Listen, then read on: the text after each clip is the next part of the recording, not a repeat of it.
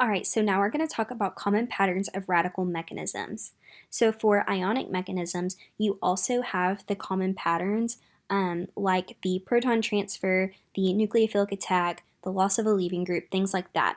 So now we're going to have some different patterns for radical mechanisms.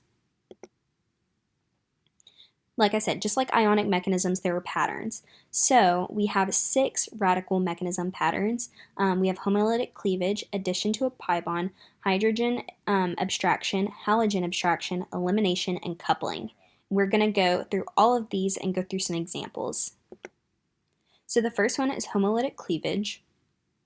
And remember that homolytic cleavage is the breaking of a bond, and each electron is going in an opposite direction. And it will give you 2 products with no charge because you are not giving or taking away any of the valence electrons. And this requires a large input of energy, either from heat or light. So to start a homolytic cleavage, you need to have either heat or light in the reagent position. So the second pattern we're going to talk about is addition to a pi bond. So in this process, we are using a radical and a pi bond, and we are adding them together. But in the process, we are actually destroying the pi bond, and we're making a new radical. So you can see here, the one barbed curved arrow shows movement of 1 electron. So we're moving the electron of the radical, and then we're using one of the electrons from this pi bond, and we are forming a new sigma bond, and that creates this bond right here. But you can see we are actually moving both electrons of the pi bond, so we're destroying it, leaving behind a single bond. And in the process, you're putting one of these electrons from the pi bond on the carbon, and that creates the new radical. All right, the third pattern is hydrogen abstraction. So radicals can abstract a hydrogen, meaning that it basically just takes it up. But this is not like a proton transfer. A proton transfer can only be in ionic steps. So what this is saying is that a proton transfer is the movement of the nucleus of the hydrogen, and it actually leaves behind its electrons. But in this case, in a hydrogen abstraction, the entire hydrogen atom, including its electron, is moved.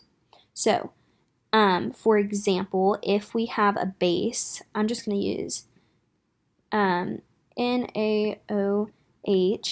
and then we have a hydrogen connected to a general R group.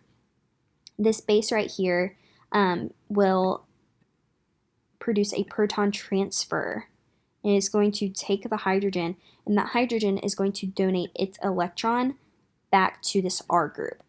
And so that's actually going to leave that R group with a negative charge, and then it will leave behind water with this. So that's what I mean when I say that a proton transfer is an ionic step where 2 electrons are moved in every single step. So this oxygen right here is using 2 electrons to grab that hydrogen, and then the hydrogen donates its electrons from the bond back to this R group. So this is an ionic proton transfer, and this is not the same as this right here. You can see that in this, the radical is using its electron to form 1 electron of the bond, and then the hydrogen is using one of its electrons from the bond to put in the other electron to form the bond between the 2. And then in the process, you're creating a new radical because the other electron from this bond goes to that R. And remember, there are no charges because in this case, you're not taking away or giving any more or less valence electrons to anything. All of these still keep the same number of valence electrons. The fourth pattern is halogen abstraction, and this is very similar to what we just saw with hydrogen abstraction. A radical can abstract a halogen and generate a new radical, and this is very similar. You see the radical right here, and then this halogen uses one of the electrons from the bond to create a new bond between the 2, eliminating this radical, but in the process, it creates a new radical on this X right here. The fifth pattern is elimination. This is the opposite of addition to a pi bond.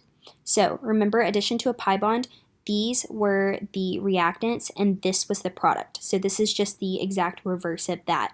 You're breaking the sigma bond right here, creating a radical, and then you're using the other electron from this bond and the radical that's already there to produce a double bond. And then the last one is coupling. And coupling is the opposite of homolytic cleavage. In homolytic cleavage, these were the reactants and this was the product. But in this case, you're using two radicals and each radical is using its radical electron to create a bond. And so that's why we start with two radicals, and this actually eliminates all radicals. I hope you found this video to be really helpful.